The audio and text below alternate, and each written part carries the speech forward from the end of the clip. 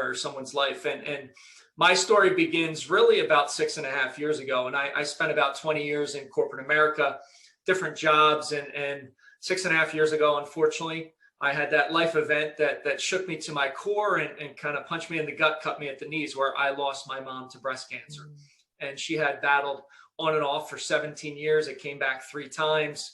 And when you watch the woman that brought you into the world leave this world, it profoundly changes you, right? Yes, and you question everything in life, the days, weeks, months ahead. I questioned what it was all about. I questioned, was corporate America having me bound out of bed on fire in the morning? And after some deep soul searching, I came back with the answer that it wasn't. And I wanted to chase a higher purpose and move the needle for other people. So I transitioned out of the corporate space. I was always into fitness. My late mother was always into fitness. She taught aerobics for 3 nights a week for almost her entire life, as well as a school teacher. So I opened up a gym locally. And what organically grew out of that gym was 100 people would put in a 10-question application to come in and see me. Only 15, 20, 25, maybe out of that 100 would answer a phone, email, text, voice recording. And it was a pain point, and I couldn't understand why somebody would fill out 10 questions on an application, submit it, and then not follow through. And it all came back to what's between our ears, right? Our mindset, our beliefs, our limiting beliefs. I knew I wasn't operating at a peak capacity personally. So I needed to up level my habits, my rituals. And I went down that deep personal development rabbit hole where it was coaches, courses, podcasts, books, mentors, you name it. And that's where I started to piece together the puzzle. And what I landed on was the 4-step morning fire methodology, the rise, fight, love, repeat. What's that last 30 minutes of the day look like? How do you set yourself up for success the next day? And then what's that first 30 minutes look like in the morning? And the rise, I relate that to a phoenix rising from the ashes, right? Reborn each day. And especially with losing my mom to cancer, I'm grateful for our discussion. I'm grateful for just standing upright. So having that mentality when you wake up, you're rising and you're reborn is incredibly powerful. The fight mentality, not only for your physical fitness, mental fitness, nutritional fitness, but spiritual fitness, bringing that fight, that dog mentality back to society and people in general is so important. I feel like it's a world full of walking zombies that are satisfied with good, mediocre, and average.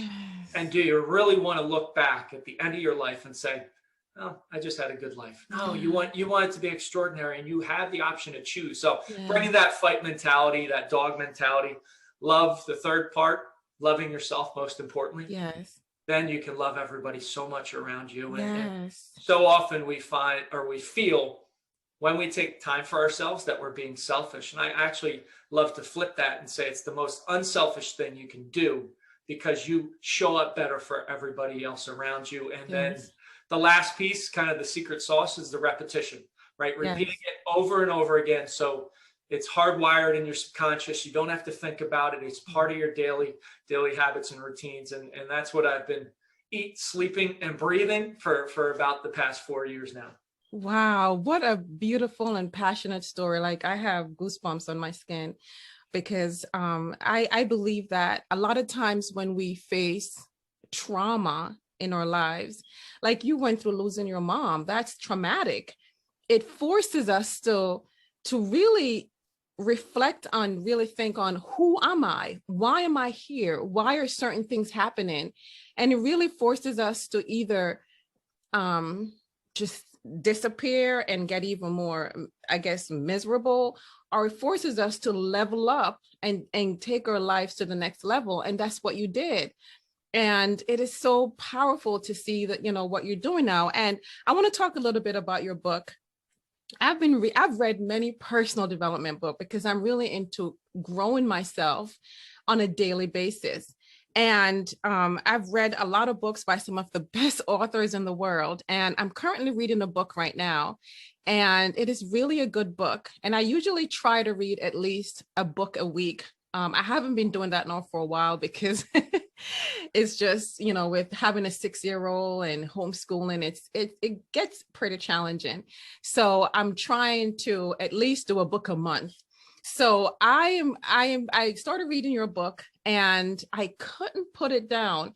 It is filled with so much stories and so much tips and so much nuggets, and it's so inspiring and filled with so much knowledge and strategies. So can you please share with our listeners what your book is about? Yeah, so I talked a little bit about that morning fire 4-step blueprint. That's what it is. It's the Rise, Fight, Love, Repeat. That's the title of the book, Ignite Your Morning Fire. It's out on Amazon, either Kindle or paperback.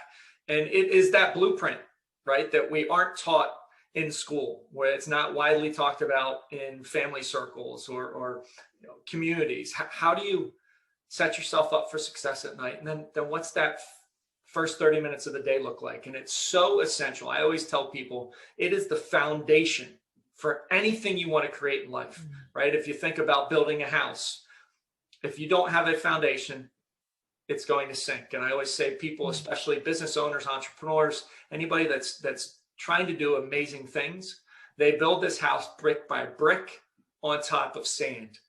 And it just continues to sink as you put more weight on it and you can't get anywhere. And I know personally, I had that happen to me so many times in my life, where you're working, you're grinding, you're hustling, you're trying to get there. And you almost see that goal that you want to reach, and then you can never get there. And it's because you don't have the foundation of habits and rituals. And that first 30 minutes, you take control of that, your whole life will be in control. And I always tell people, you get these quick wins in the morning, glass of water, little workout, meditation, all these things.